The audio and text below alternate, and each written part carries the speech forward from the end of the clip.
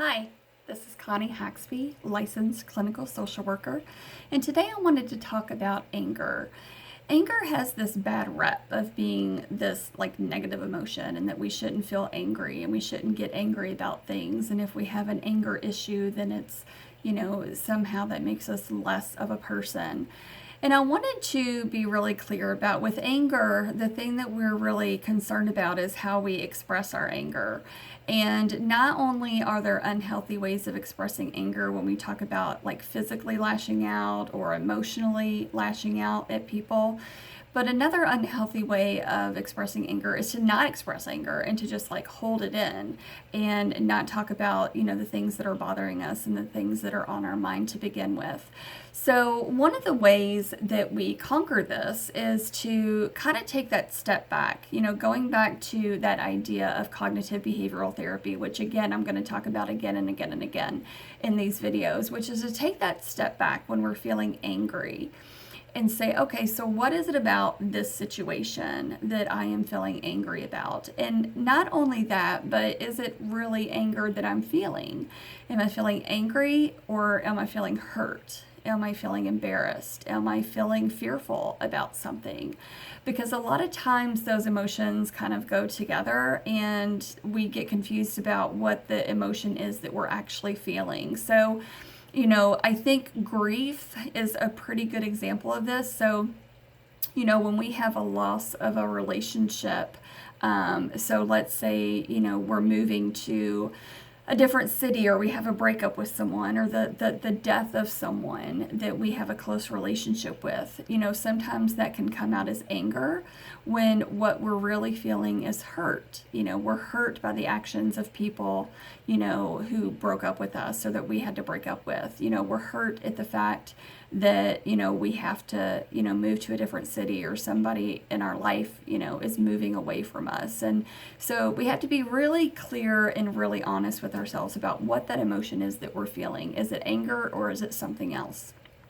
The second thing that we have to do when we decide what this feeling is to own it and, come to terms with, what it is that's going on. What is the situation? How do I accept that?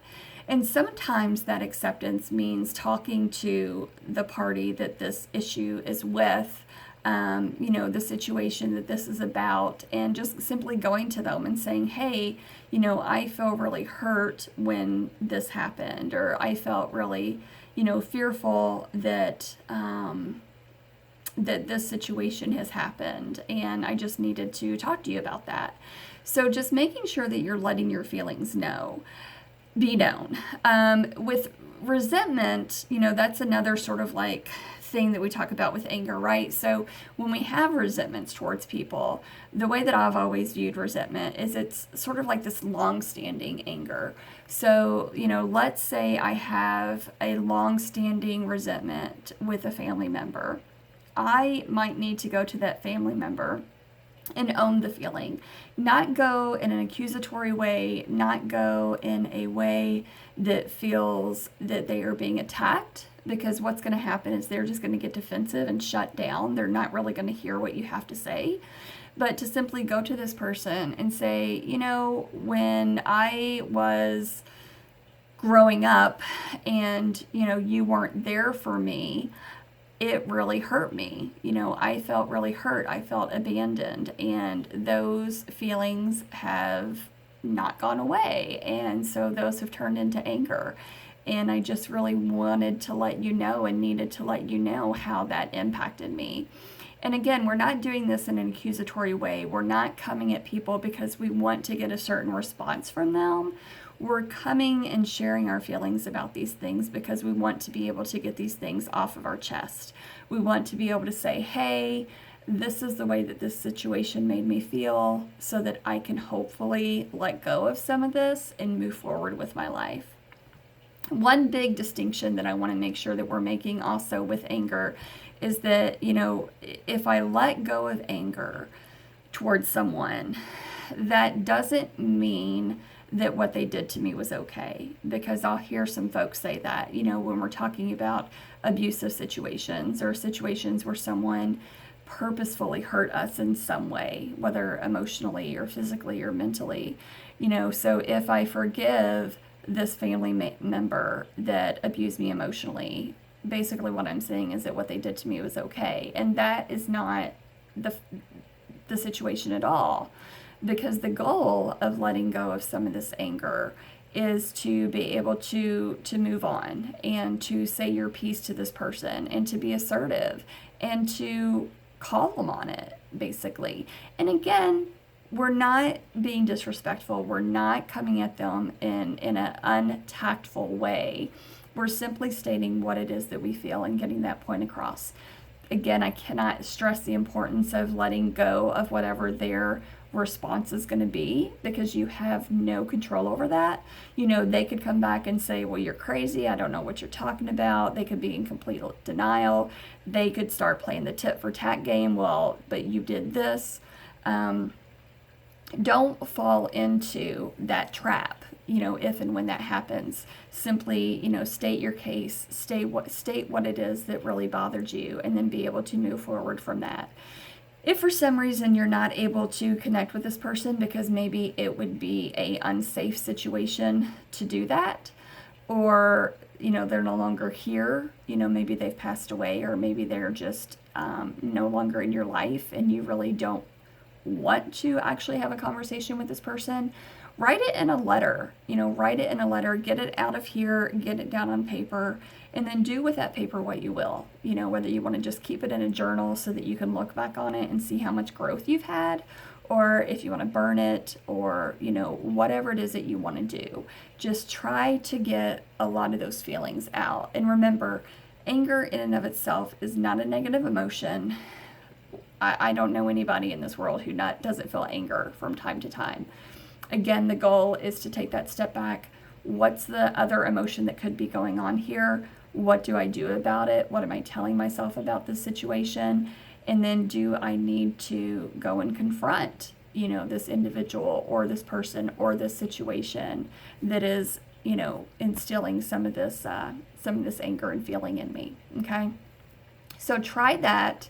See if that's something that helps you, with your anger for the long term and resentments.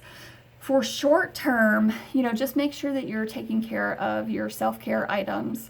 Make sure that you're also taking care of your coping skills as well. So in the moment, a lot of times we have trouble not automatically responding or having an automatic response to anger and other kind of really, really strong emotions and feelings. So make sure that you've got some things in play that you can utilize during those times. Again, counting to 10. I know it sounds like such cliche of a coping skill, but you can do it. It doesn't take you any time. Nobody needs to know that you're doing it. Count to 10 internally. Do some of your breathing exercises, to take that deep count of 4, hold it for a count of 4, release it for that slow count of 4. And just kind of do that, again and again until your body kind of calms down a little bit. Adult coloring books are great for that. Listening to music, just putting in your headphones and just sort of listening to music. Taking a walk. Hopefully you're in a position that you can get up for a minute and go take a walk. Even if you can't take a walk outside, go to the restroom and just sit in there for a few minutes. Sit in there. Play a game on your phone, type a note in your phone. Again, I'm so ticked at this person, yada, yada, yada. Again, just to get it out of here and get it down. That way, that'll evoke some of that healing for you. So again, just use those coping skills. Think about bringing the issues and the emotions to the person that this is about. And I promise you that over time, if you're able to let go of some of this and be assertive and talk to the person about what it is that's bothering you, either one of two things are going to happen. Either it's going to evoke some emotional connection and emotional intimacy between you and that person. Maybe they'll say, I had no idea you felt this way. I'm so sorry. I'm glad that you brought this to me. Let's talk about it. Or they're going to act in such a way where, they deny it and you're still able to move on because guess what? I said my piece, and I cannot control what they do with that information, because it's really about me and what I'm able to say. So keep those things in mind. Again, remember with these videos that we're not diagnosing, we're not treating. These are simply informational videos to give you some ideas and some coping mechanisms that you can use for some of these emotions that are going on. If you have any ideas of some subjects that you would like me to cover, please feel free to respond and comment in the section below, and I will do my best to get some of those videos out to you all.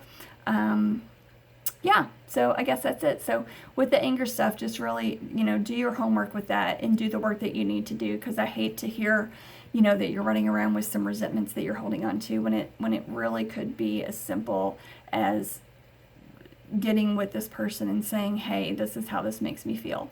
If you have any questions, feel free again to comment in the section below. And until next time, have a great week.